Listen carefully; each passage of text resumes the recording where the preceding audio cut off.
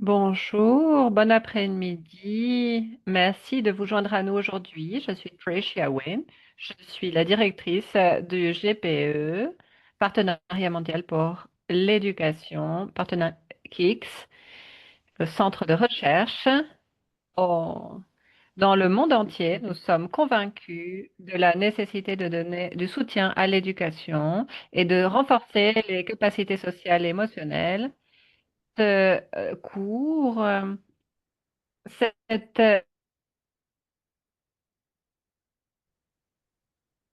il s'agit de faciliter l'apprentissage tout au long de la vie, mais dans beaucoup d'endroits de l'hémisphère sud, les résultats coïncident avec des taux d'apprentissage relativement bas. Globalement, seuls 58% des élèves ont un niveau minimum en lecture et mathématiques à la fin de l'école primaire et il s'agit de voir dans ce webinaire comment les l'utilisation des données peut aider à améliorer l'apprentissage fondamental. Avant de commencer, vous pouvez vous présenter dans le chat. Il est toujours bon de savoir qui est avec nous. L'interprétation est disponible en anglais, français, espagnol. Vous pouvez choisir la langue de votre choix en cliquant sur l'icône du globe dans la partie inférieure de votre écran. Si vous avez des questions pour les intervenants, vous pouvez les écrire dans la section de questions et réponses. Nous avons réservé un temps à la fin du webinaire pour répondre aux questions du chat. Ce séminaire a été organisé par par GPEKIX et les partenaires de la coalition euh, de mondiale pour l'apprentissage fondamental. KIX est une initiative conjointe entre le Centre international de développement et qui facilite aux pays membres du Partenariat mondial de l'éducation afin qu'ils puissent améliorer leurs résultats en matière d'apprentissage, améliorer leurs pratiques dans le système éducatif actuel. Nous allons avoir deux parties principales dans le séminaire d'aujourd'hui. Lors de la première, nous aurons une mise à jour sur les données en termes d'apprentissage fondamental et nous allons écouter et entendre des initiatives actuelles du GPE et de l'initiative d'évaluation de l'apprentissage fondamental d'Afrique. Nous voulons nous assurer que cette information sera utilisée de la meilleure façon possible. Et la seconde partie du scénario, nous entendrons sur des données, sur l'utilisation des données pour renforcer l'éducation et des moyens de renforcer les systèmes éducatifs et la gestion éducative, l'importance des données et des plateformes de code ouvert, euh, ainsi que l'accessibilité et la possibilité d'utilisation. Ensuite, nous allons voir les résultats de le partage de données pour le renforcement et l'amélioration de l'apprentissage avec une expérience du Burkina Faso, de l'Inde, du Kenya et de l'Ouganda. Nous allons partager dans le chat également. Nous allons présenter notre premier intervenant, Ramya Vivekanandan, spécialiste d'éducation du GPE, avec un travail sur la qualité de l'éducation et la qualité de l'apprentissage et l'apprentissage fondamental. Bienvenue, Ramya, merci. Tricia, c'est un plaisir d'être ici avec vous. C'est un plaisir de vous montrer comment est-ce que nous soutenons ces données et tout ce qui se passe dans le financement pour pouvoir soutenir le progrès dans ce domaine. Tout d'abord, j'aimerais vous donner une information sur la situation, la disponibilité des données. Nous savons tous l'importance de l'éducation fondamentale et nous savons que l'apprentissage au cours des premières années détermine le progrès au cours des années à venir. Et nous avons des données très limitées en termes de résultats pour l'apprentissage fondamental. Et la carte que vous voyez à l'écran, nous voyons en vert les pays qui représentent euh, 36 des 193 pays membres des Nations Unies qui euh, partagent des données à l'UNESCO et qui proviennent de leur institut de statistique. Et nous avons les niveaux mini- minimum d'alphabétisation et y compris quand les pays ont réuni ces données, parfois les informations ne sont pas transmises parce que pour raisons différentes et au-delà des rapports, il y a beaucoup de pays qui ont des données et qui n'utilisent pas forcément ces données pour informer les politiques et les pratiques. C'est quelque chose qui a été une grande préoccupation pour nous dans le secteur et qui constitue un obstacle parce que nous n'avons pas certaines données cruciales qui nous permettent de savoir où nous en sommes.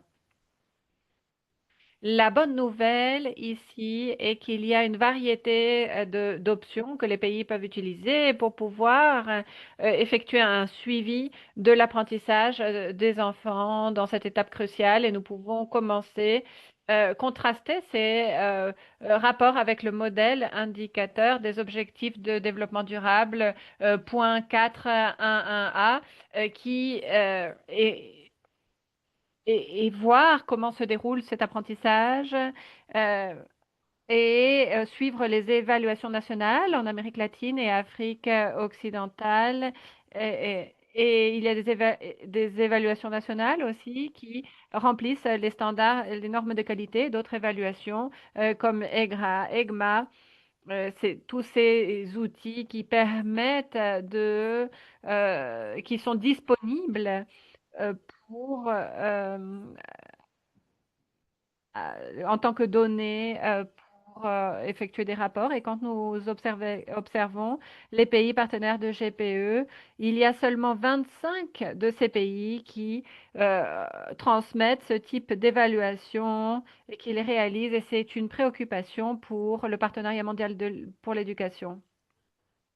Non seulement du fait de l'importance de cet apprentissage initial, mais également parce que cela rend plus difficile de l'évaluation de l'éducation lorsque nous savons que les ressources sont limitées dans les pays du GPE et nous nous trouvons proche de du prochain round de financement et l'absence de ces données nous empêche de construire ces cas et donc en, en- nous offrons quelque chose de plus ample et qui a à voir avec remettre au pays 10% pour motiver le pays à progresser et réaliser ses rapports de données pour atteindre ses objectifs globaux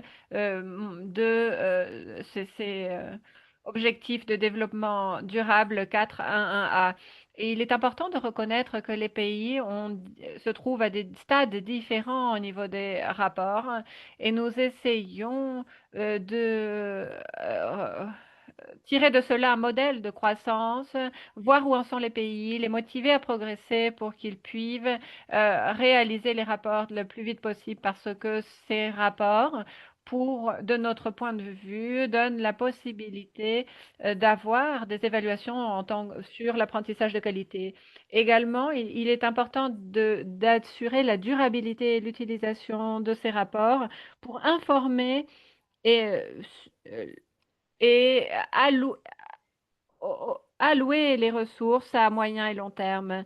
Les pays doivent identifier quel type d'évaluation ils doivent utiliser et quel chemin ils cherchent à suivre pour pouvoir progresser dans ce modèle. Et ça, vous pouvez voir à l'écran le modèle de développement que nous avons créé. au GPE. Il sera publié bientôt et quand nous voyons la diversité des pays avec lesquels nous travaillons au niveau mondial, nous savons qu'il y a certains pays qui se trouvent à l'étape initiale que nous appelons étape 1. Ce sont des pays qui n'ont jamais administré une évaluation à grande échelle de l'apprentissage fondamental au cours dans les 5 dernières années. Il y a d'autres niveaux qui ont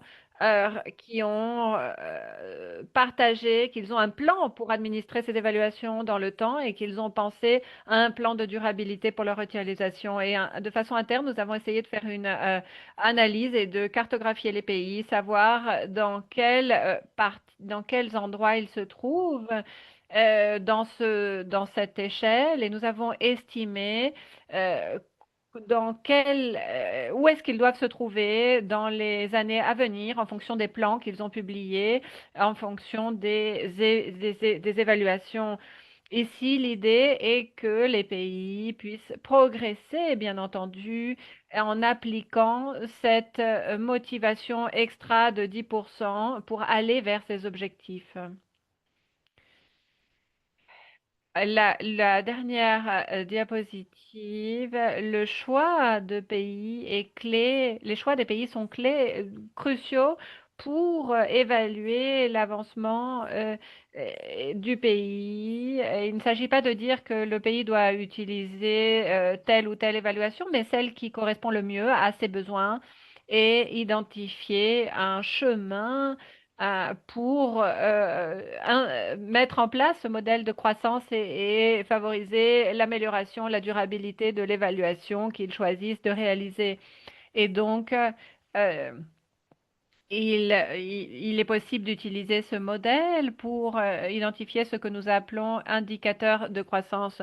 Et nous voulons publier cela, étant donné que nous arrivons au GPE 2030, et nous pouvons améliorer la couverture du nombre de pays qui effectuent ces rapports, étant donné que nous aurons euh, pour avoir une amélioration en termes d'éducation fondamentale. Merci beaucoup. Merci beaucoup de souligner l'importance de collecter l'information et d'avoir le soutien du GPE dans ces pays. En Afrique, l'Association pour le développement de l'éducation est arrivée à différentes approches pour améliorer la qualité par les évaluations ou l'initiative d'évaluation africaine. En septembre dernier, une réunion a eu lieu où les partenaires ont pu avoir une meilleure compréhension de ce type d'évaluation. Je suis très contente de pouvoir vous présenter à Jackie Folotilla, experte en alphabétisation et capacité arithmétique de ADA. Merci beaucoup, merci à tous. C'était vraiment un plaisir d'être avec vous aujourd'hui. Ma présentation aujourd'hui va être centrée sur un travail que ADA réalise avec ses partenaires pour pouvoir soutenir les pays avec des données, des évaluations en matière d'apprentissage fondamental. Nous avons fait une présentation.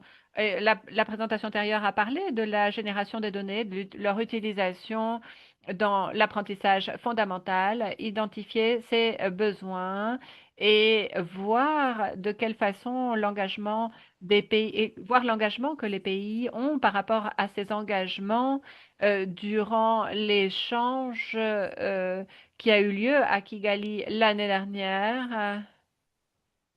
Euh, on a pu observer la nécessité de nous centrer sur la génération des données pour pouvoir évaluer les résultats en matière d'apprentissage et identifier les brèches ainsi qu'un soutien un suivi du progrès pour terminer dans l'objectif de terminer la pauvreté et les brèches en matière d'apprentissage. Et les partenaires ont organisé un échange de pairs au cours duquel les pays ont pu parler de ce qu'ils faisaient par rapport aux évaluations en matière d'apprentissage fondamental et comment la gestion des données. Et en fonction de ça, nous avons identifié des pays qui ont eu beaucoup de choses à dire par rapport à leur progrès dans ce domaine.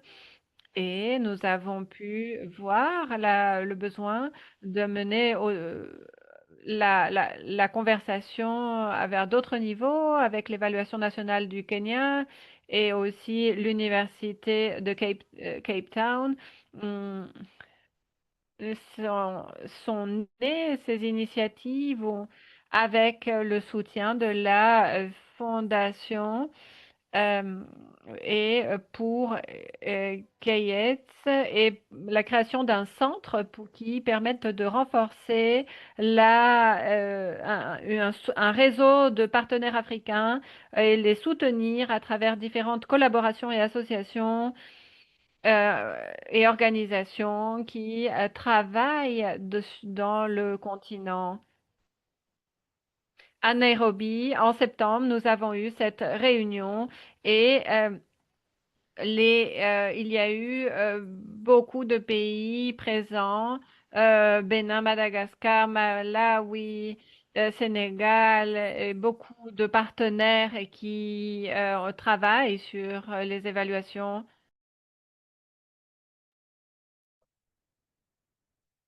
GPE, UNICEF et la liste est vraiment infinie. Et tous ensemble, nous avons travaillé avec les pays pour comprendre quels sont les défis, comment avoir l'information de pays individuels sur leurs défis, les données, les évaluations pour l'apprentissage. Et lors de cette réunion,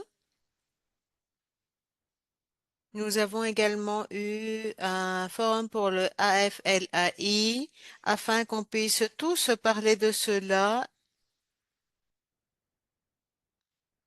On veut appuyer les pays, mais on veut appuyer les pays à travers les différents partenaires. Et nous voulons cet appui sur la base des besoins du pays. Alors, sur la base des interactions que nous avons eues, nous avons vu 5 domaines principaux où les pays veulent un appui.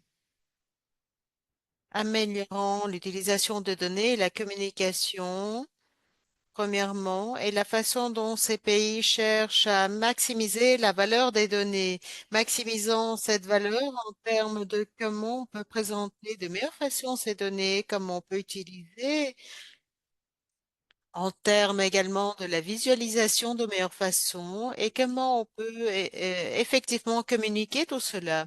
Les pays peuvent réaliser une analyse plus profonde aussi au-delà de ce que normalement est souligné. Le deuxième besoin est d'établir des points de comparaison sur différents points ou niveaux pour l'éducation fondamentale ou l'apprentissage fondationnel.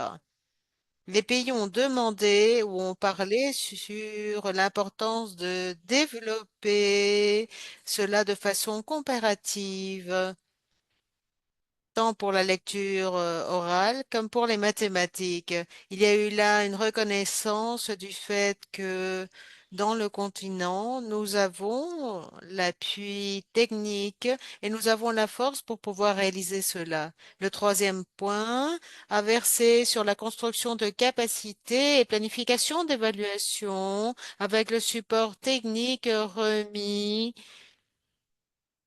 qui auparavant était remis pour les évaluations des différents pays. Mais maintenant, nous avons besoin d'un niveau de durabilité pour les pays quand il s'agit du financement des évaluations, mais également la génération de données, avoir l'expérience technique au sein des propres pays pour pouvoir travailler avec ces données. Dans le continent, il y a des institutions comme PASEC et des universités qui remettent ces formations. Et entre les différents pays, il y a également un partage des différentes pratiques.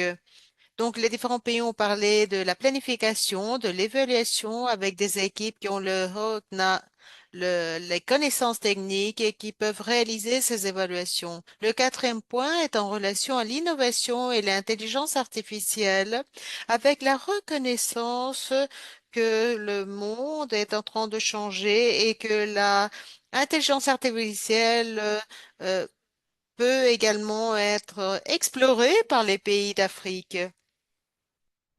Cela nous mène tout spécialement à l'évaluation à des niveaux plus précoces. Et comme vous savez, l'Afrique est très riche en langues et beaucoup de pays utilisent leur langue nationale comme moyen de formation, d'instruction. Le dernier point est en relation à l'équité avec différents outils pour appuyer ces transitions linguistiques et également les considérations d'équité sur leur portée aussi. Nous avons voulu renforcer la collaboration entre les différents participants. Nous savons qu'il y a beaucoup de choses qui se déroulent en ce moment, mais il y a également beaucoup de personnes qui veulent remettre cet appui technique de façon plus coordonnée. Et on veut profiter beaucoup plus des ressources qui sont disponibles pour les pays. Mais également, on veut continuer à appuyer les pays à travers la remise de ressources, créant un centre où les pays puissent avoir accès à toute l'information sur l'évaluation de données. Et tout cela publié dans un site central. On veut continuer à travailler avec différents partenaires, cherchant la collaboration pour fournir un appui continu aux différents pays. Merci, Trisha. Merci beaucoup, Jacqueline. Nous avons déjà entendu de GPE sur l'initiative de meilleure qualité et des données plus compréhensibles, avec plus de détails surtout, sur l'apprentissage fondationnel. Une des grandes priorités est seulement de recollecter des données, mais également une meilleure utilisation de ceci. Nous avons travaillé fortement pour améliorer l'éducation des systèmes de données avec les pays partenaires. De façon additionnelle, GPE-KIX appuie des projets de recherche appliqués pour assurer que les données soient utilisées de façon optimale pour les politiques et planifications sur tous les niveaux pour les prises de décision concernant l'éducation. Pour poursuivre ce travail, nous avons pris en charge un rapport de synthèse avec un résumé des trouvailles de ce projet. Lors de la prochaine présentation, nous allons aborder les données et utiliser les données avec les constructions et les capacités requises pour réaliser des actions sur l'éducation. Je vous laisse maintenant avec Alphabat, conseiller de l'UNESCO. Merci beaucoup de votre présentation. Bonjour, bonsoir. C'est un plaisir pour moi de faire partie de ce webinaire et pour présenter ces conclusions de données pour orienter la prise de décision. Vous verrez ici sur la carte que nous avons 5 projets clés principaux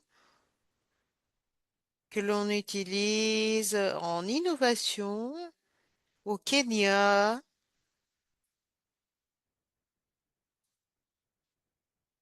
Et on voit que ces 5 projets réalisés dans différents pays, 5 pays, et nous avons réalisé une synthèse de tout ce travail. L'objectif central ici, tel que nous avons entendu de la part des différents panélistes, on peut comprendre maintenant que nous sommes en train de récolter plusieurs données à l'égard des initiatives en ce qui concerne la qualité et disponibilité des données. Et ce que l'on comprend est que faire avec ces données collectées. Qu'est-ce qui est intégré et qu'est-ce qui ne l'est pas? Et donc, pour ajouter une valeur à tout cela, nous devons comprendre qu'arrive-t-il avec ces données dans ces différents pays. On peut être en train de travailler de façon isolée, mais tout cela doit être utilisé.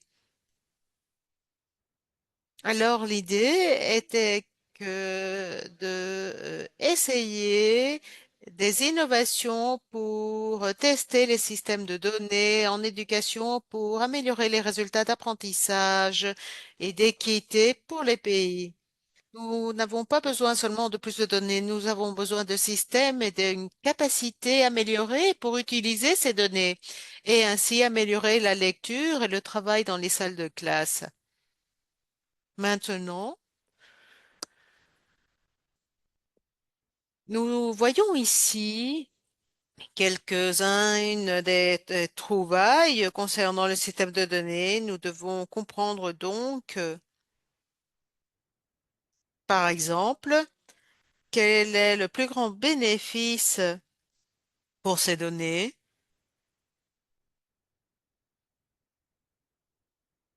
quels sont les plus grands défis, et voir comment ces systèmes ne sont pas nécessairement connectés avec d'autres systèmes et comment on a la capacité de recollecter des données et comment les intégrer en tant que données, tout particulièrement pour certains indicateurs socio-économiques. Quelles sont les capacités du pays? Quelles sont leurs ressources pour les initiatives?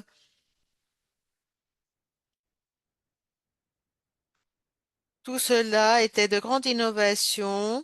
Avoir une remise de données de la part des différents citoyens que nous avons vus au Togo, au Népal et même avec des pays qui ont vraiment de très faibles ressources et qui peuvent enseigner avec une meilleure pédagogie pour améliorer la planification et les résultats dans la salle de classe. Alors, un des résultats que nous avons vus avec tout cela était voir le Mix Eagle. Avec le Mix Eagle, il y a eu une fusion très importante chez des enfants avec une discapacité. On a pu travailler là avec beaucoup de succès. Innovons également d'autres modèles pour DHIS2, une plateforme gouvernementale.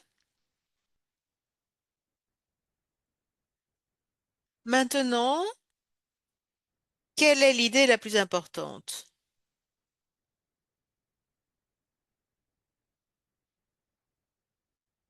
Comme vous savez, il y a beaucoup de données à disposition. Nous sommes en train de travailler avec tous les pays membres pour les écoles, pour voir comment les enfants apprennent. Cela appuie également la planification.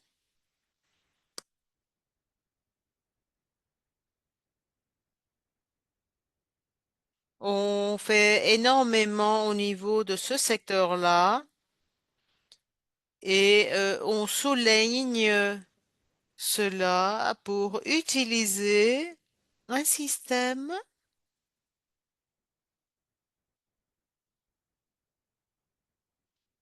sur une sorte de carte de données de ce pays. Et là, on peut travailler de façon particulière avec les exigences de ce pays. Quels sont leurs plus grands défis pour cette situation? Alors, nous avons des situations où, avec des cas,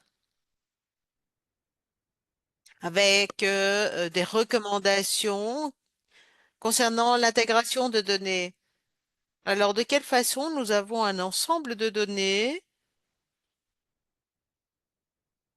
Un autre point était en relation à la génération d'une plus grande capacité et comment l'obtenir. Nous avons besoin de résoudre ce problème.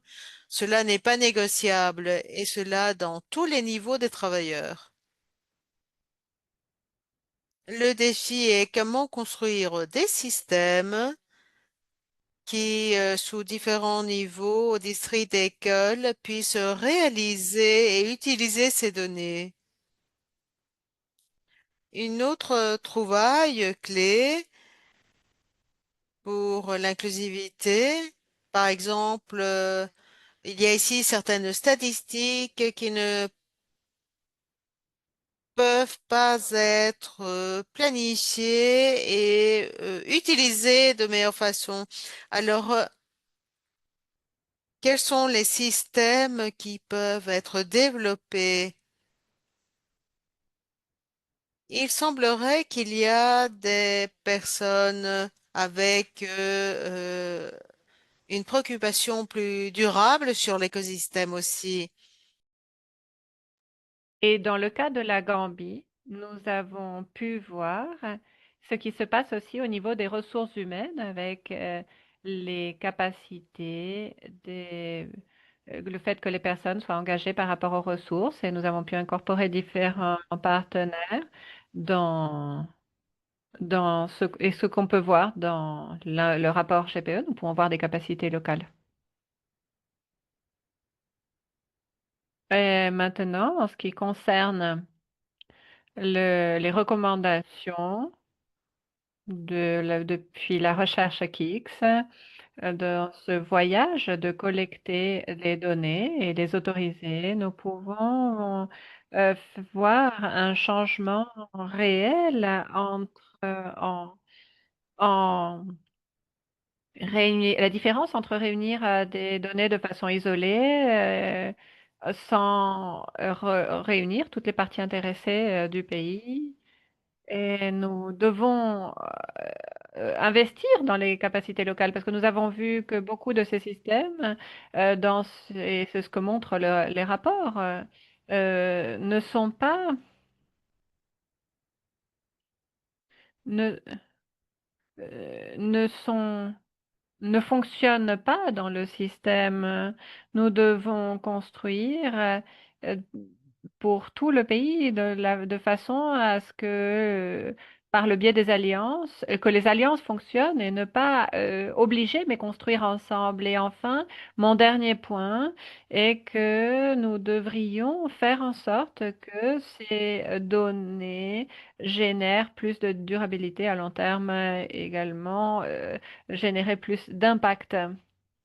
Ce serait ce que j'ai partagé. Le rapport de synthèse est disponible en ligne, ainsi que le rapport de politique et tout ce que vous pouvez voir dans ce rapport.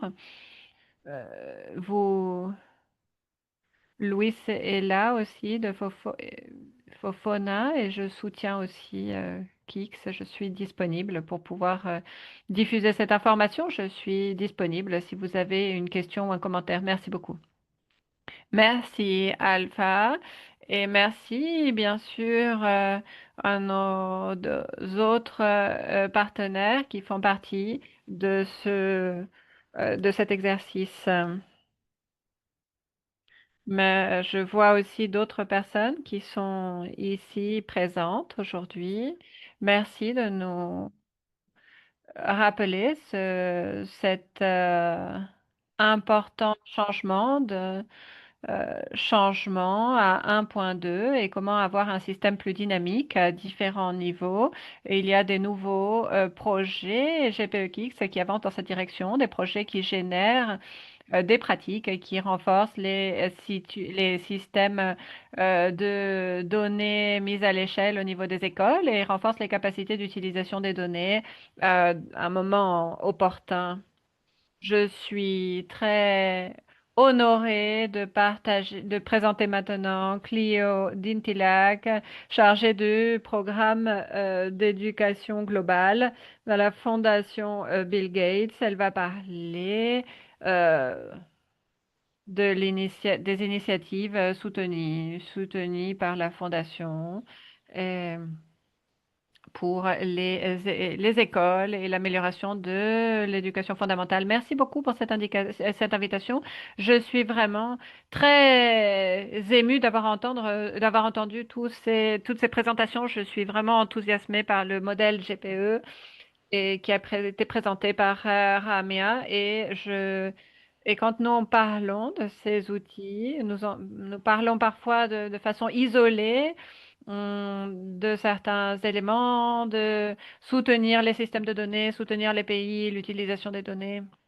Et je voulais féliciter le GPE de trouver une manière d'articuler ces trois objectifs d'une manière très concise et utile dans un cadre général. J'espère que tout cela sera utile pour différents pays et voudrais aussi partager autre chose qui me réjouit beaucoup comme participante de cette rencontre. J'ai été très contente d'entendre tout ce qui est déjà en cours d'utilisation et l'incorporation d'universités, de ministères. Euh, je pense qu'en effet, il y a beaucoup de potentiel dans ces initiatives qui fonctionnent pour rediriger les efforts dans ce domaine éducatif. Et je voudrais aussi euh, évoquer des thèmes plus généraux d'efforts régionaux. Et il y a d'autres analyses intéressantes en parallèle à la collecte de données primaires, qui consiste à faciliter et à faire une meilleure utilisation de ces données. Ça, je vais vous montrer. Est-ce qu'on peut avancer à la diapositive suivante? Ce sont des données basées sur les évaluations et je pense que ce n'est pas une analyse définitive, mais ça nous permet de nous poser des questions par rapport à par rapport à qu'est-ce qui fait que, par exemple, l'Éthiopie a des meilleurs résultats que l'Ouganda en ce qui concerne la lecture et les mathématiques. Nous pouvons partager dans le chat cette analyse et publiée par GEMR et observer ce qui en découle en termes de politique et d'action. Et cela nous amène à notre discussion d'aujourd'hui, qui est plus centrée sur les données. Comment est-ce que les données peuvent faire partie d'un voyage d'amélioration?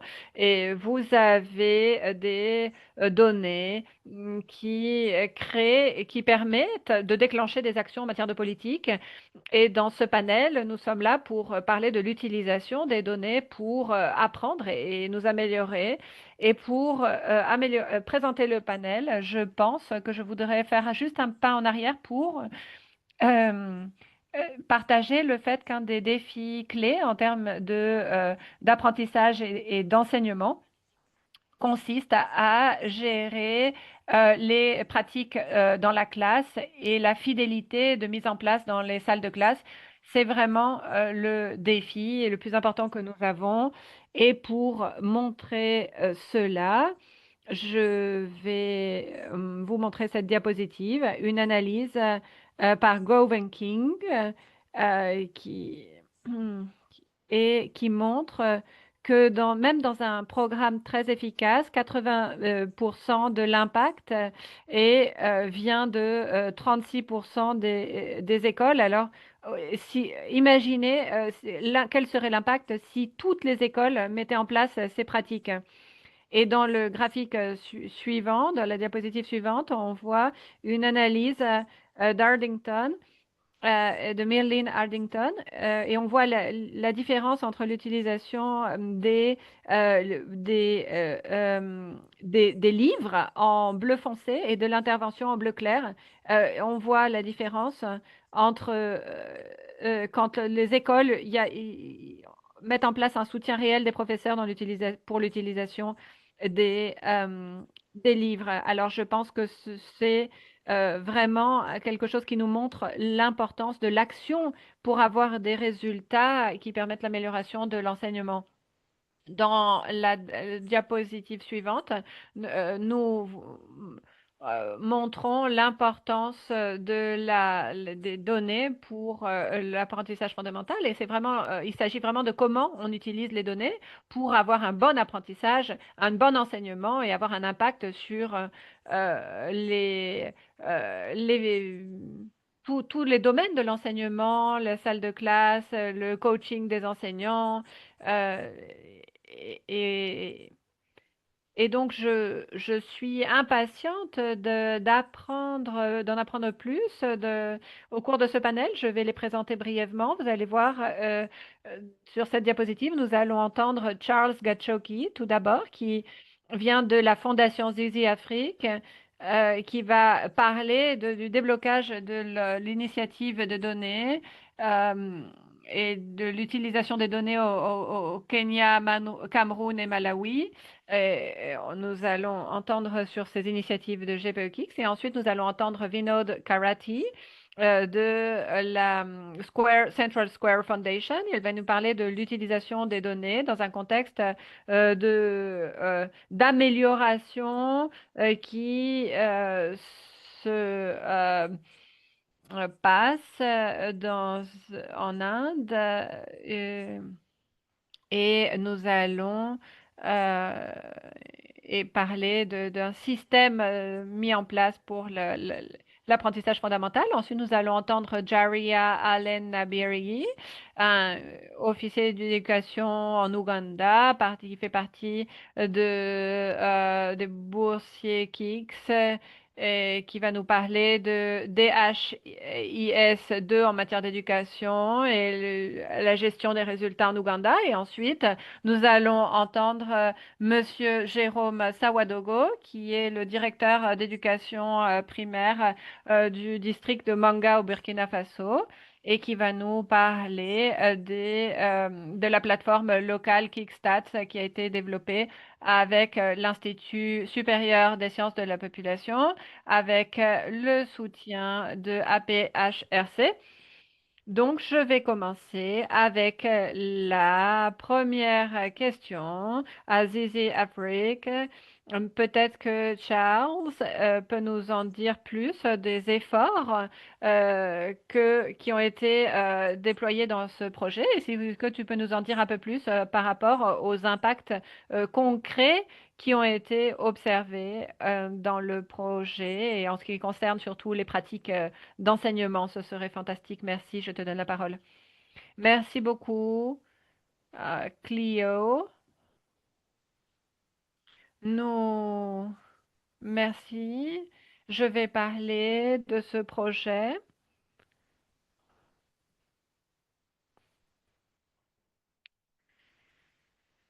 L'initiative, euh, il s'agit avec cette initiative de,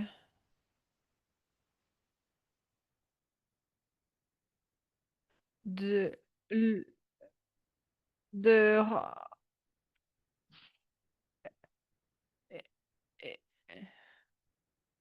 Euh, il s'agit de faire en sorte que ces données soient dirigées vers les politiques éducatives. Nous sommes Vous, vous m'avez demandé comment est-ce que nous réalisons cela. Nous avons commencé l'année dernière à opérer et la l'analyse de situation des pays pour comprendre l'écosystème existant dans les pays.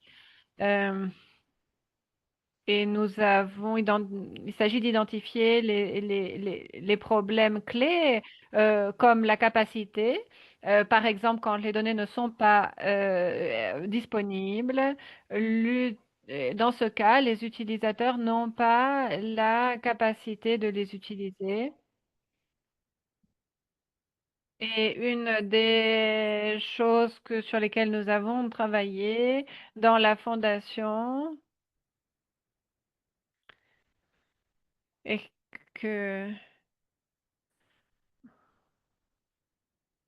euh, au niveau national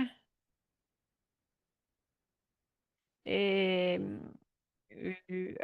s'est déroulé sur une période de 6 mois et ces fonctionnaires avaient différentes questions qui ont été partagées comme projet de EEF. Et nous construisons la capacité dans les 3 pays et dans lesquels nous travaillons avec les législateurs pour pouvoir mettre en place cela. Et nous nous sommes rendus compte également des brèches dans les salles de classe quand les professeurs et l'application du programme scolaire, cela a à voir avec ce qu'a mentionné Alpha sur l'évaluation. Ils ne peuvent pas réaliser une interprétation, une évaluation de qualité s'ils n'interprètent pas correctement le curriculum. Et donc, on observe l'évidence et comment les professeurs interprètent le curriculum et comment on peut développer ces évaluations de qualité.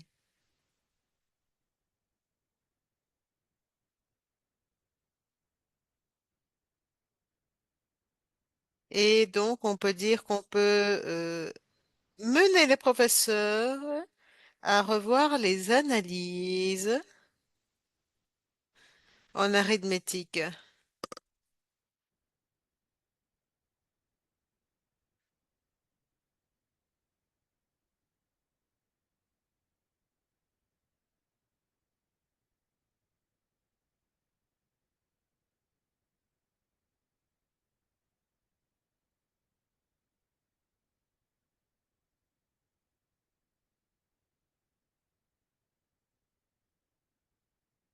Nous avons pu voir cela avec le développement professionnel aux enfants pour qu'ils puissent apprendre davantage. Nous avons pu réaliser cela sur ce point.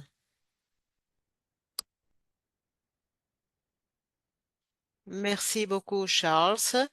C'est très utile d'entendre sur le travail précoce qui arrive en Afrique. Nous allons revenir avec toi une fois que nous aurions dialogué avec les autres panélistes parce que nous voulons écouter David Note de la fondation du FLN, du Central Care Foundation, et nous allons donner également la parole à d'autres participants concernant l'utilisation des idées. Merci beaucoup, je suis très content d'être ici. Nous avons eu la fortune d'avoir quelques très bons résultats à Uttar Pradesh, par exemple, avec beaucoup d'écoles, avec une instruction, pédagogie, mentorat, formation pour les professeurs. Et nous avons pu construire une très bonne base de données avec un système de suivi dans les seins. En 5 minutes, je peux partager avec vous ces 6 apprentissages critiques que nous avons eu à la Fondation Central Square en Inde pour ce système et révision du système de l'Inde. On travaille toujours avec le gouvernement ou pour le gouvernement. Et on résiste à la tentation de construire un système pour eux, alors concevant la sociabilité depuis un début, cela va être de grande aide. On peut toujours construire un plus grand engagement pour cela. Si nous avons des modules critiques, pas tout le système. C'est quelque chose que nous avons appris très vite, permettant que le gouvernement puisse construire cela avec des modules critiques pour aller vers le marché. Parce que si on lance un programme pédagogique, il est important d'avoir ce système de radar ou de suivi pour pouvoir savoir qu'est-ce qui arrive là, surtout quand cela est à grande échelle.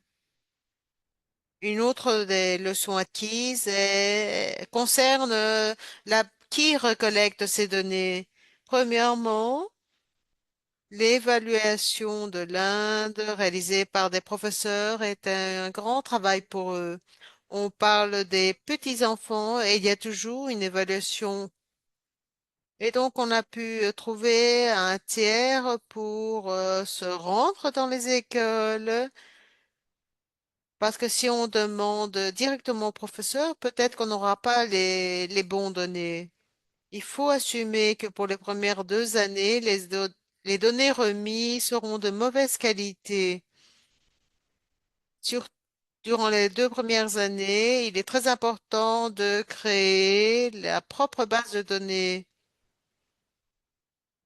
avec quelque chose de rapide, peut-être avec 30, 40 écoles, avec la sensation, une perspective des matériels utilisés,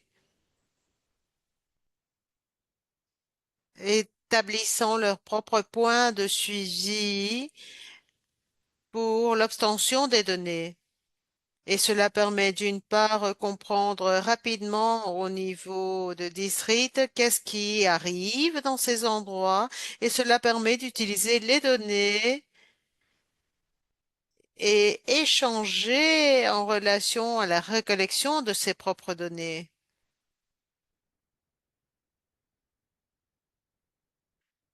Nous devons générer une source d'information et on essaie de chercher également la façon d'innover. Nous avons utilisé ces preuves sur la base de vidéos qui a marché également pour nous. Nous allons développer cela, travaillant avec les enfants sur un vidéo appel de 10 minutes avec des expérimentations assez confiables jusqu'ici, même comparées avec des évaluations présentielles. On veut donc voir comment intégrer cela pour l'obtention de majeures données. Au futur, on veut utiliser ces systèmes de commandement avec un center où les individus puissent créer une plateforme plus très de base, mais qui peut être utilisée pour travailler. Il y a d'autres aspects comme le visionnement des données, le travail ensemble avec un plan coordonné. Je pense que ce sont là les 6 leçons acquises. On est très ému et très enthousiaste pour pouvoir apprendre et continuer à travailler avec ces données. Toute question sera bienvenue. Merci beaucoup. Je pense que cette idée de créer avec le gouvernement, tout cela est très réaliste et cela permet focaliser des amélioремents. C'est très intéressant. Aussi intéressant que les apports des autres panélistes. Nous allons maintenant écouter de Jari Allen de l'Ouganda sur l'utilisation avec l'appui de financement de KIX et l'application pour l'apprentissage essentiel en éducation.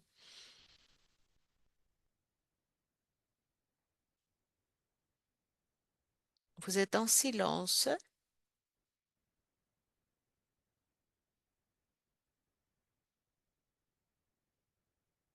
Merci. En Ouganda, on utilise des données pour l'implémentation des programmes d'éducation au niveau national et scolaire. Au niveau national, il y a des systèmes utilisés pour la recollection de données.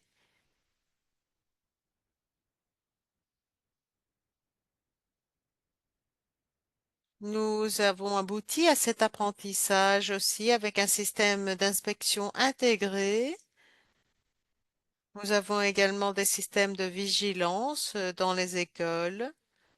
avec de l'information provenant des professeurs. Et nous avons aussi différents outils de recollection d'informations dans les écoles. Nous avons également une leçon de la Gambie qui nous a permis de collecter beaucoup de données et nous avons actuellement réalisé des modifications pour DHIL2.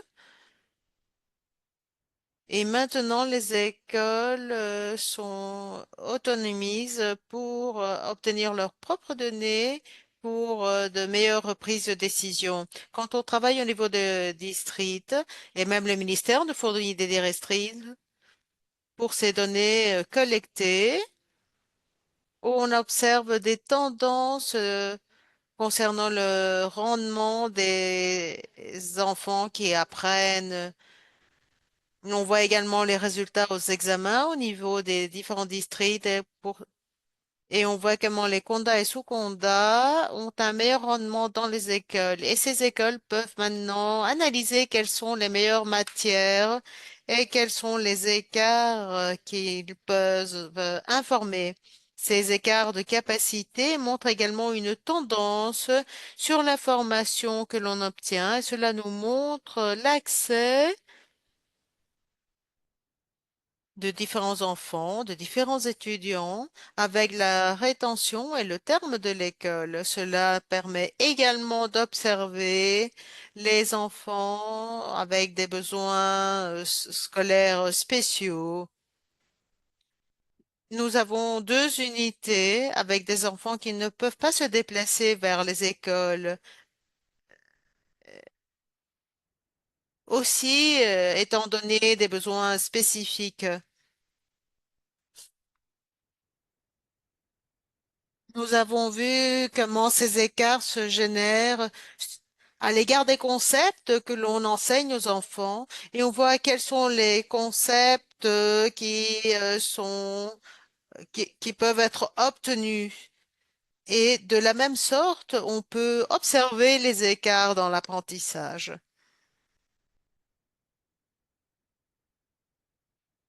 Ces tendances nous montrent les signaux d'alarme pour les sorties des enfants quand les enfants abandonnent l'école. Dans un district, par exemple, le niveau d'alphabétisme en anglais est de 21,3%.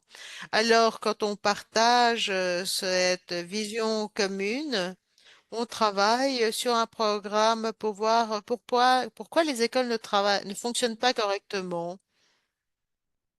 Et nous avons eu un programme Pop-Off Route qui nous fournit de l'information des outils pour les enfants, les aidants, pour qu'ils puissent apprendre davantage.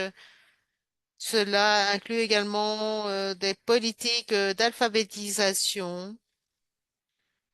Et on observe quel est le rendement dans la langue d'origine, la langue maternelle, l'utilisation de la langue maternelle lors de l'alphabétisation.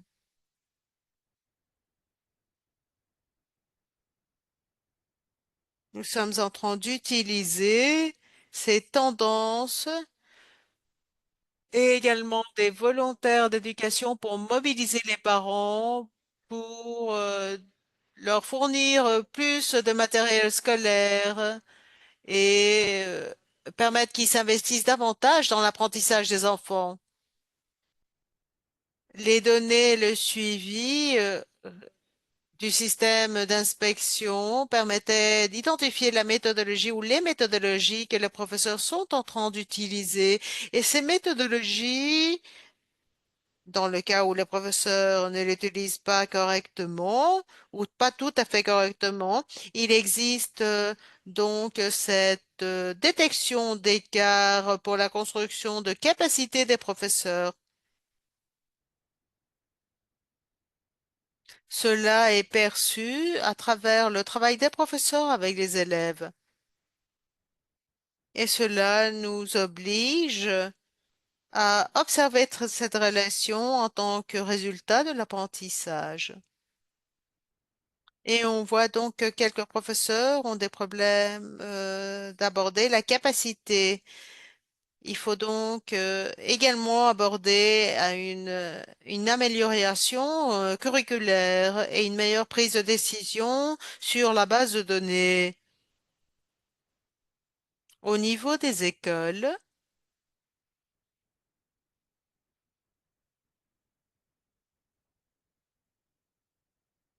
il faut prendre des décisions en accord aux données et réaliser des planifications à partir de cela. On pense que cette information chez les enfants d'éducation primaire a vécu certains inconvénients. Et il faut, par exemple, que les filles puissent avoir leur propre toilette. Et cela touche les données parce qu'une façon de reprendre les données, les utiliser, implique l'infrastructure aussi. On sait que ce système d'éducation où chaque enfant compte pour que Ouganda soit meilleur. Merci beaucoup de nous partager votre projet.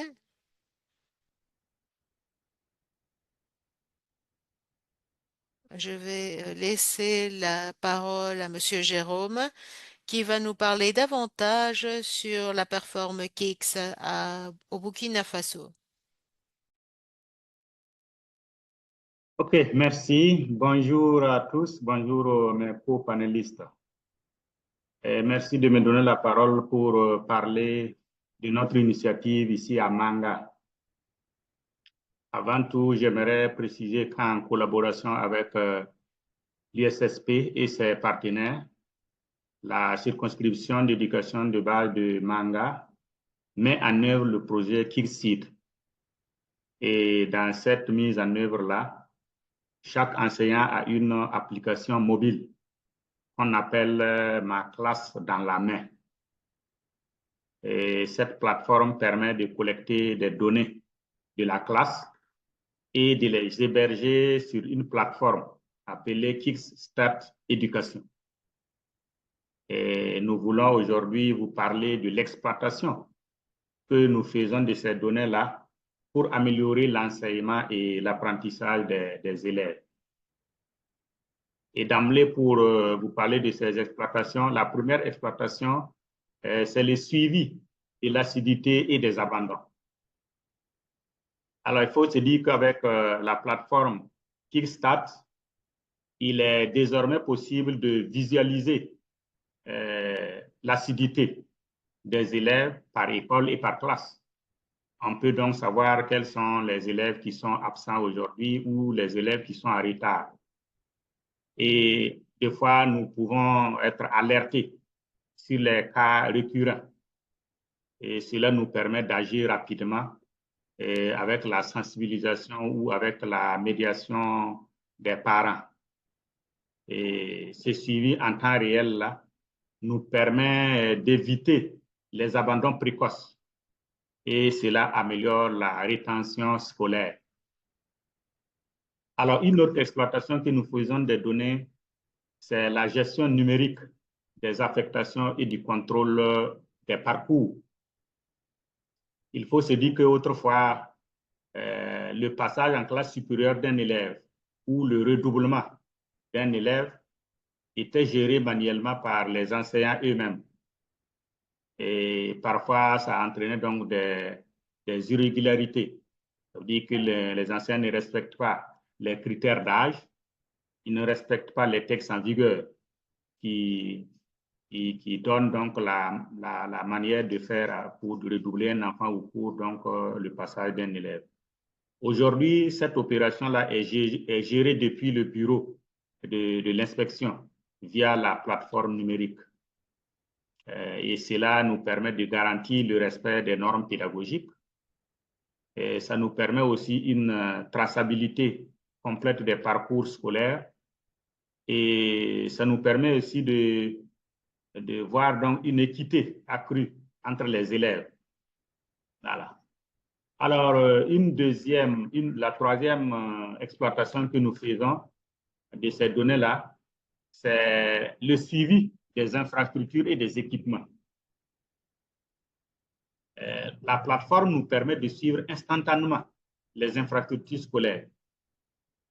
Avec la plateforme, nous pouvons donc être alertés s'il y a un problème de point d'eau, s'il y a un problème de mobilier, s'il y a un problème de toilettes. Et cela nous permet donc de prioriser rapidement les interventions. Avec la plateforme aussi, nous sommes alertés rapidement des ruptures en cantine endogène, en cantine ou en vivres. Et ça nous permet donc d'intervenir en cas de besoin. Alors, avec la plateforme, nous arrivons à repérer automatiquement des écoles qui ont des problèmes de manuel ou des problèmes de fourniture scolaire.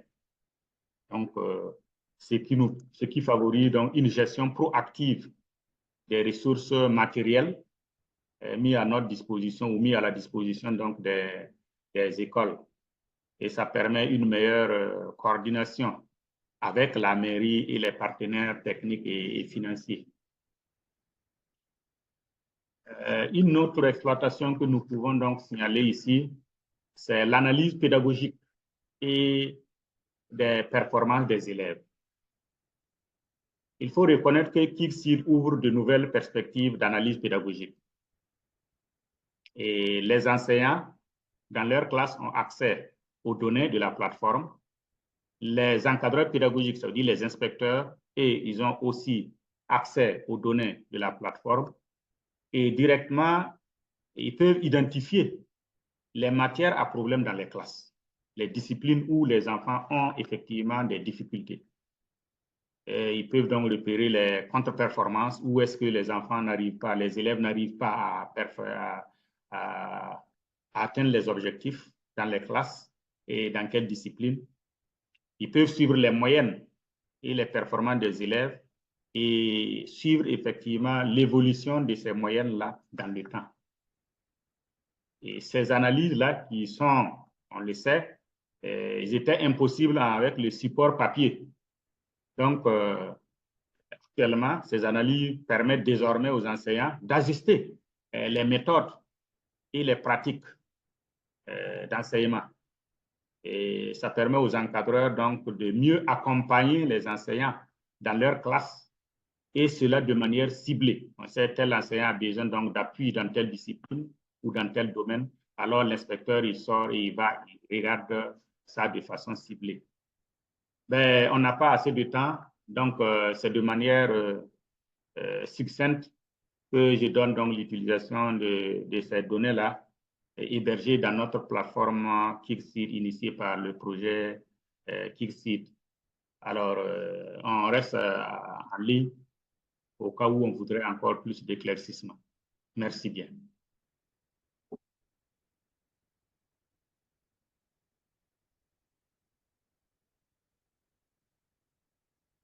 J'ai beaucoup aimé ce que vous avez souligné, en particulier sur l'utilisation des données. C'était vraiment une présentation très complète.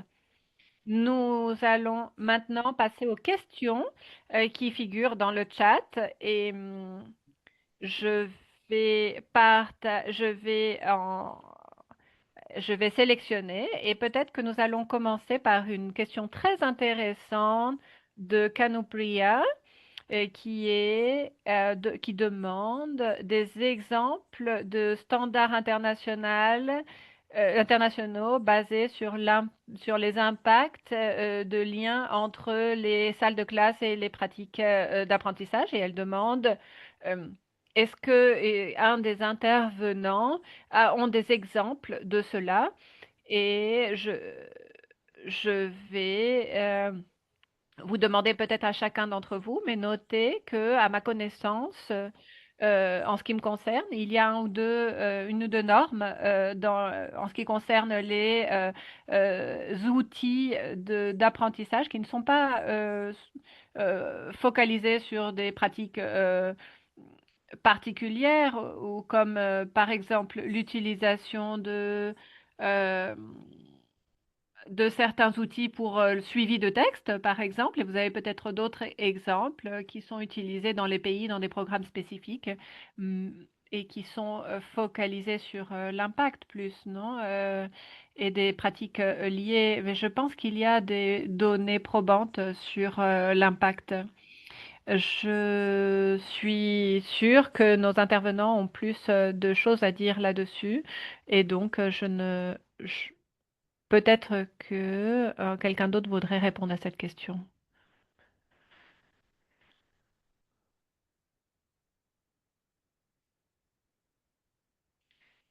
Je pense que nous suivons les stratégies à haut impact d'enseignement et qu'il s'agit d'essayer de faire en sorte de- d'essayer de capturer cela et de comprendre comment générer un protocole standard quand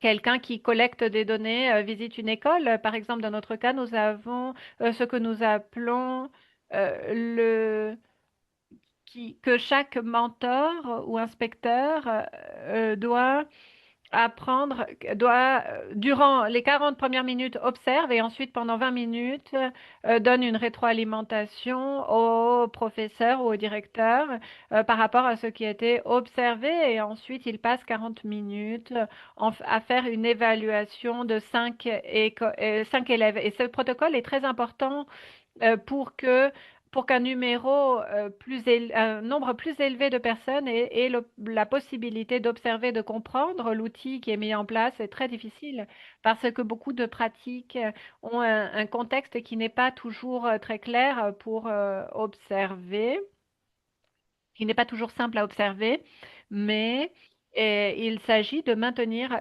ces outils de façon simple pour ne pas trop complexifier la situation et que ce ne soit pas si difficile à comprendre. Il est facile d'observer un mauvais enseignement, mais difficile d'observer un bon enseignement. Et quel est le degré de bon enseignement? Oui. Est-ce qu'il y a un autre commentaire de nos intervenants, Charles? Oui, merci. Merci Clio. Je pense que depuis la perspective du Kenya, ce que pourrais suggérer, même si cet outil est très bon, ce qu'il fait par rapport à la collecte de données est très important aussi, parce que qu'est-ce que nous faisons par rapport au déblocage de ces données et pour lequel nous luttons, c'est que cette observation concerne l'observation fragmentée de la salle de classe. Et nous pensons que nous avons un ministère avec des critères en matière de qualité. Nous devons unir ces éléments pour qu'ils puissent apporter à l'entraînement des enseignants et les orienter dans leur pratique. C'est ce que, en en cela consiste l'innovation et cela doit impliquer aussi l'université. Si nous réorientons ou nous reformons les capacités à l'université, euh, c'est ce que je peux partager par rapport aux données, cette observation de la salle de classe est très importante pour moi. Merci.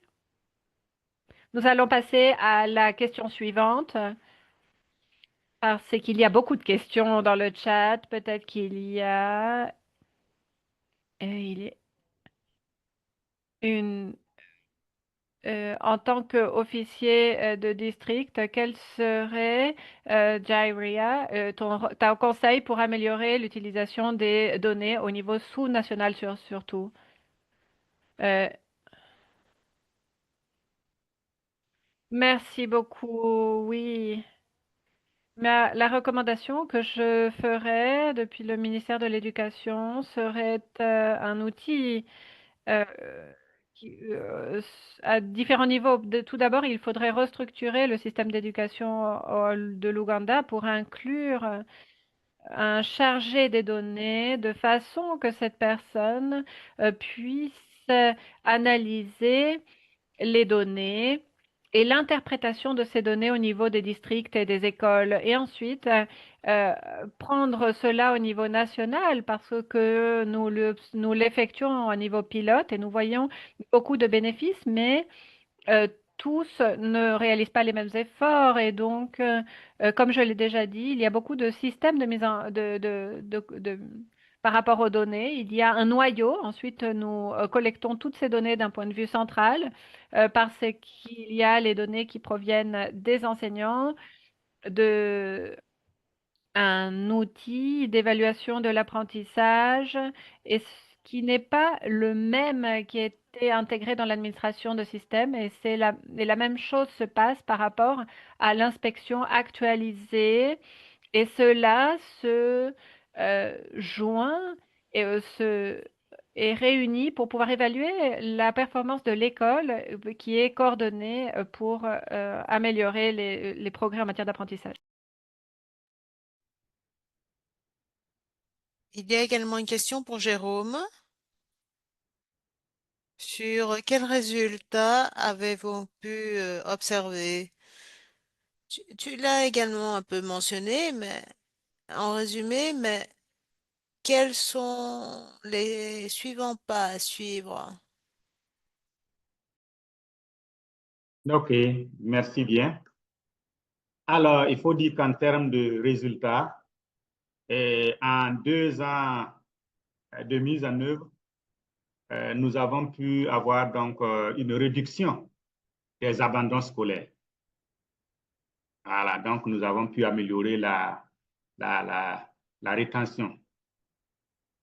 Alors, il faut aussi signaler la transparence et l'équité dans les affectations, le passage des élèves et le redoublement. Nous avons pu améliorer ça parce que maintenant, c'est de façon transparente et de façon équitable à cause de la plateforme qu'ils citent. Et il y a aussi une meilleure gestion logistique des ressources scolaires. Parce qu'à partir de la plateforme, effectivement, nous sommes alertés et nous arrivons à gérer de façon euh, transparente les logistiques, les ressources. Et il y a le suivi pédagogique des enseignants. Ça, c'est un résultat très positif. Actuellement, on ne sort pas pour sortir pour aller chez un enseignant, mais on sort de façon ciblée. Quand on sort, c'est que quand l'encadreur, l'inspecteur sort pour aller dans une classe, c'est que c'est de façon ciblée, il connaît déjà la difficulté, il a déjà analysé le problème de la classe, donc il va pour aider à remédier. Et ce qui est intéressant aussi, c'est que nous avons une implication des enseignants dans l'analyse de leurs propres performances et des performances des élèves. Voilà.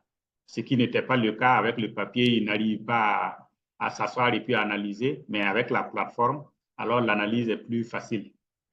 Et voilà de façon succincte quelques résultats que nous avons déjà obtenus.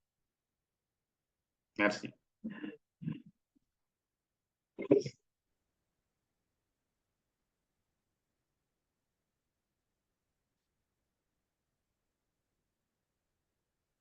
Il y a une question spécifique pour l'Inde concernant l'évaluation à distance, moyennant le vidéo, avec un étudiant individuel. Peux-tu nous expliquer un peu ce sujet?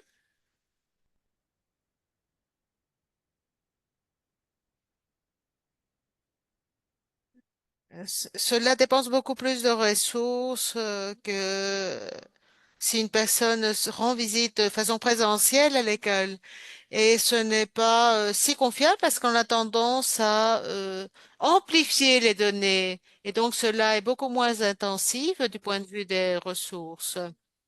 Et on réalise une évaluation en fin d'année avec l'UP où les différentes écoles observent les compétences en FL. Nous avons 80 000 écoles qui doivent envoyer leur action. Alors, avec ce genre de recollection des données, évidemment, on ne sait pas si cette information est amplifiée ou non. Et donc, on peut toujours réaliser un appel, une vidéo avec les écoles et voir si ce donné est absolument vérifiable ou en quel pourcentage il est vérifiable. Donc, il s'agit d'un très bon outil pour comprendre la confiabilité des données et on peut également utiliser ces données avec à la suite du suivi. Alors, si à 60% de registres, on peut observer et vérifier l'évaluation et dialoguer avec le menteur justement pour savoir s'il y a un 30% ou un 30%. Et cela permet justement d'améliorer la qualité des données reçues.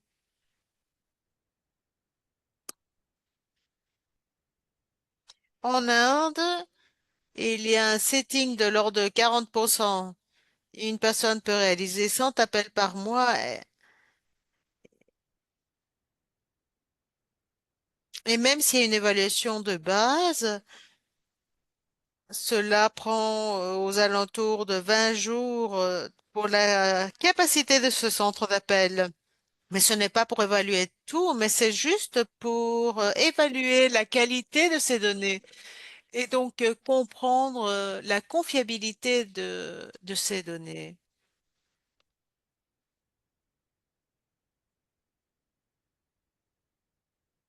Je pense que c'est très intéressant de considérer cette évaluation à distance, de même que les processus. Il est très important de pouvoir réaliser une quantité suffisante de visites aux salles de classe. Et donc, cette aide à distance est très importante. Il y a une autre question pour Charles.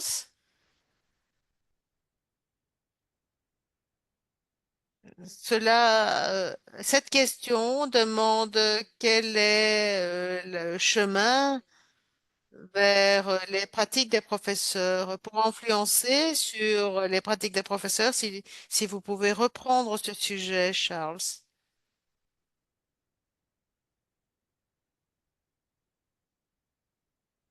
Votre question sur l'initiative pour les pratiques dans les salles de classe, par exemple au Malawi, ils appuient il s'appuie à travers un suivi avec une cohorte où l'on peut observer les transitions, les termes et d'autres aspects qui n'étaient pas là depuis le début au Kenya. Et on travaille également avec des fonctionnaires sous-nationaux et également la raison par laquelle on interprète ces politiques depuis le haut. Et quelques leaders des écoles ne sont pas en bonne position. On ne devrait pas travailler autour du gouvernement, mais au sein du gouvernement. Et nous avons vu une augmentation de tout cela. Si vous pouvez interpréter le curriculum, vous pouvez également évaluer ce domaine, réalisant un suivi de tout cela. Cela est très productif si vous travaillez ou assistez des pays où il y a différents examens et les professeurs répondent face à ces examens. Nous avons des professeurs pour évaluer, enseigner et nous sommes en train d'aider à la construction de ces capacités pour les professeurs. Et comme j'ai déjà dit, en particulier, évaluer des erreurs tant pour l'alphabétisation comme pour la partie numérique, pour avoir la capacité d'évaluer cela au futur, afin qu'on puisse enseigner justement ces erreurs aux autres professeurs. Et c'est ici où les... cela nous permet de développer des modules pour pouvoir guider les professeurs. Merci beaucoup, Charles. On arrive presque à la fin du panel et je veux vous remercier tous de cette présentation si utile. Et je pense que ces cas concrets sont très intéressants à écouter et savoir comment on utilise cela pour améliorer l'enseignement et prévenir l'abandon scolaire au Burkina Faso. Il y a beaucoup de questions encore sur le chat. Lisez-les, s'il vous plaît, et peut-être vous pourrez y répondre directement. Je vais maintenant donner la parole à Mélissa, consulting d'éducation à GPE. Tu peux terminer avec la session. Merci beaucoup, Cléo, et merci beaucoup aux panélistes et tous les participants d'aujourd'hui. Je pense qu'il s'agit d'un dialogue vraiment très fascinant et je suis très contente de pouvoir améliorer tous ces données. D'écouter qu'on améliore les données d'évaluation et de pouvoir accumuler plus de données avec toutes ces observations et tout ce qui a contribué pour que les différents pays puissent utiliser ces données.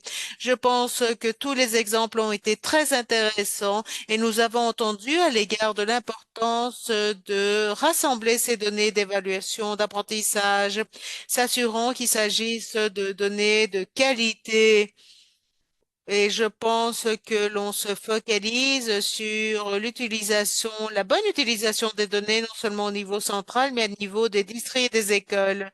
Tout cela était très émouvant aussi, écoutant de la part des personnes qui travaillent avec cela, qui ont pu nous montrer, lors des différentes sessions, les acteurs du continent pour pouvoir apprendre, euh, sur les leçons acquises qui permettent d'appuyer les différents pays dans l'utilisation de données pour l'évaluation d'apprentissage. Et également ce qui concerne le lancement de ce top-up, ce 10% qui peut aider les pays à prioriser et assurer que leur évaluation soit durable et utilisable à longue durée. De même que concevoir différentes façons pour profiter davantage les différentes leçons acquises de la part des différents participants d'aujourd'hui. GPEX a réalisé un grand travail pour partager et appliquer l'évidence et renforcer l'utilisation de ces données. Et on sait qu'ils poursuivent leur travail. Donc, je veux remercier à tous les partenaires qui ont présenté les différents pays, la Fondation KIX, UNESCO GPE KIX, pour leurs grands apports. Et une autre des leçons que j'ai apprises aujourd'hui concerne les outils qui, grâce aux technologies utilisées, peuvent fournir de meilleures données aux professeurs pour qu'ils puissent s'investir davantage, de même que d'autres acteurs décentralisés. Je pense que tout cela est très important, non seulement ramener les professeurs vers le système, mais tout ce système qui va permettre de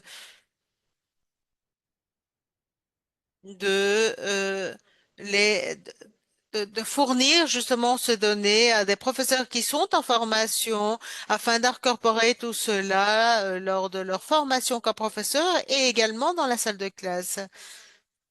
Il est très intéressant donc de d'élargir les esprits pour utiliser justement ces preuves d'évaluation afin de permettre d'assurer que l'on construise des évaluations à un prix beaucoup plus accessible. Et donc, le fait de construire tout cela et de les partager avec d'autres acteurs, pouvoir établir un suivi, observer également les différents élèves et voir comment on peut utiliser toutes ces données de façon très rapide. On termine déjà avec cet échange web et on vous invite à s'unir aux prochains efforts.